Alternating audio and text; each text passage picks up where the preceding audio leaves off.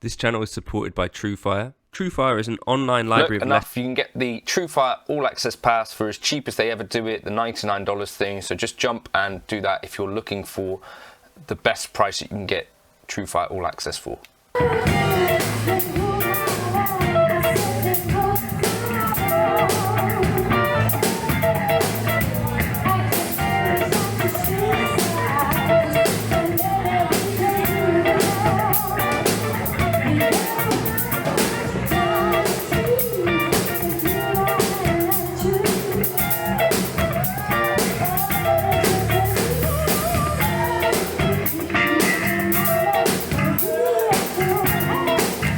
Now, I don't think I've actually gigged this one like for a whole gig before. So, as I said yesterday in the video, like I have this sort of thing with the Les Paul where it's like actually there's some parts of it which I sort of feel a little bit uncomfortable with, but at the same time I really like other aspects of it. And the things that are maybe not so comfortable with it at home actually seem to kind of slip away in the gigging environment. So I kind of wanted to revisit, because I kind of get how you could fall into being like a Les Paul guy, and certainly I did gig my last Gibson Les Paul, and I think I had sort of like a little bit of a similar feeling once I tried it, where I was like, actually some of these things that I've been, you know, struggling with sometimes in terms of like tone and feel live, the Les Paul actually kind of solves. So that's what I wanted to kind of get into.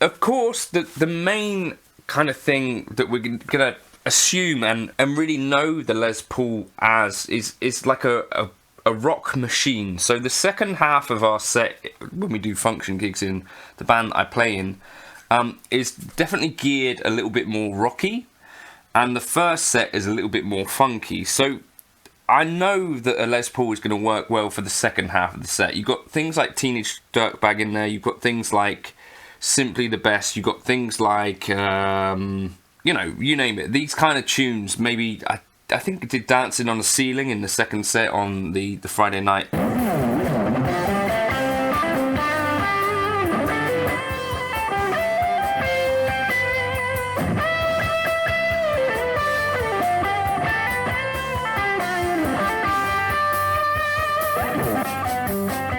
I wanted to try switching, so I had a PRS S2 semi-hollow that I did for the first set, and then second set I switched over to this guitar because I kind of just wanted to feel that difference and see how it went, because when I switched from a tele to a Les Paul for the Jake Loosemore gigs, it's quite a noticeable thing. I'm like, oh, that's like too much, and then the Les Paul suddenly feels like an unwieldy beast. It didn't feel like that at all on the Friday night. In fact, I kind of felt like I was really digging the Les Paul. As I said, it's a bit more rocky, but I had a bit of a question mark over last night because the first half of the set is a bit more funky, so you might have tunes like Treasure and stuff like that. So this is where I think the Les Paul maybe flies under the radar a little bit, because I think it's like a little bit underrated for its abilities as like a funky rhythm instrument.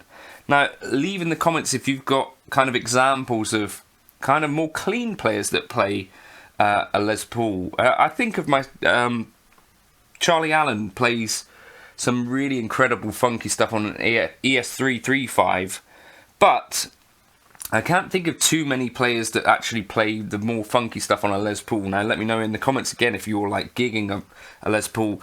To my mind, I more associate the Les Paul with like a bit more rock-based playing, and maybe even with the kind of player who might play with basically the edge of breakup all the time, or be using like volumes and stuff on their guitar, which is not the kind of guy that I am generally. I'll generally have a clean amp or a clean preset, and then like dead clean, so that it's like actually like clean funky stuff, and then switch over to drive for the drive stuff.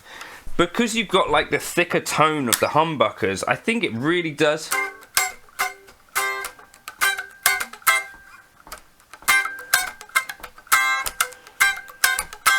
as well as like the slightly bulkier qualities of the guitar, where sometimes on a tele or a Strat, particularly like a Strat or something with a trem, even if I've got 10s on, it does kind of feel a little bit like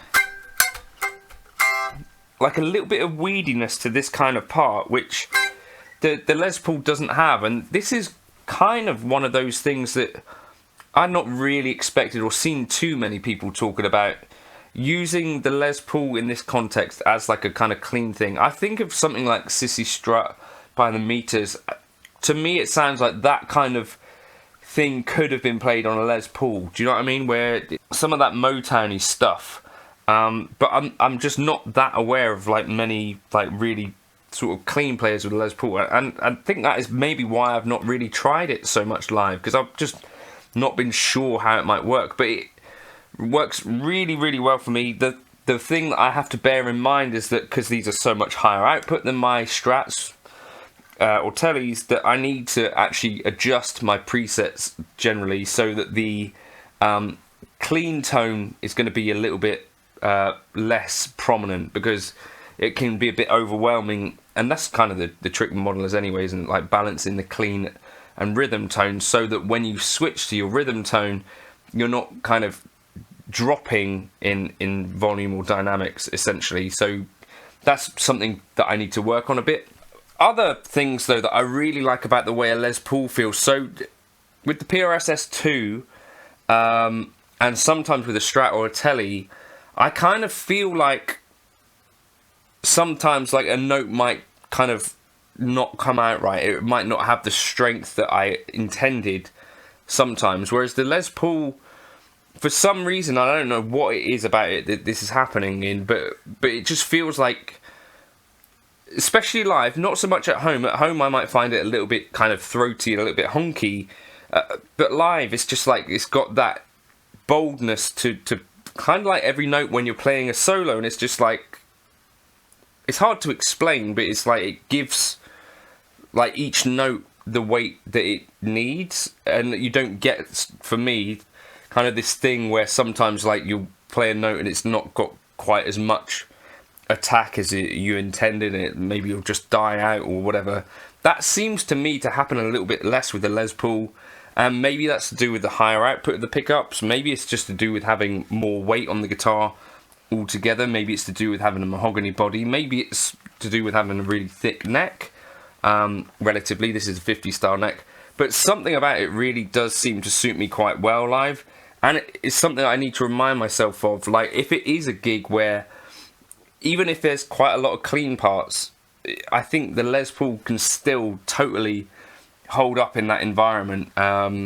It's not just a classic rock machine, it's a way more versatile instrument than that. I also like the kind of idea that you can have, so say if I have my rhythm preset, you know, chunky kind of chord stuff, and I can back off the volume on the bridge, on the neck, and then just kind of switch back up to that, and you can kind of get these things going on with the volumes that where you got like effectively kind of 3 different sounds on the guitar, not just switching pickup positions, but you're also going right, and on this one like the neck pickup is going to be in there, but it's going to be way pared back. It's a really interesting instrument to gig live, I think. Anyway, so I kind of just wanted to revisit that, and just, if you've not tried it, I would encourage you. I think the overall perception is that it's going to be a bulky instrument and that they're going to generally be heavy. This one itself is under £8. Chris at K-Line specifically focused on his Les Pauls with them not being crazy weights, so it's a full chunk of mahogany, but you know, selected for lighter weight. It is possible as well to, if you go on somewhere like Peach, find them the way in their guitars. If you can find a Les Paul that doesn't, you know, give you lower back issues more than it needs to, then I think it's actually a very comfortable gigging guitar. The one thing that I did notice, because I was wearing it a little bit on the high side maybe, was that this edge here is a little sharp.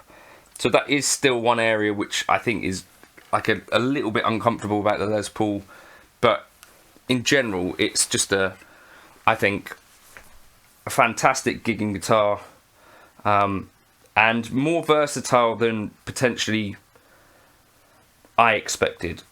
Anyway, so yeah, I'm going to be gigging it again for sure, and this is the Les Paul that I think I'm going to put as much time as possible into. I'm not going to fanny around looking for other Les Pauls or whatever. This is the KL59 that he sent over for me.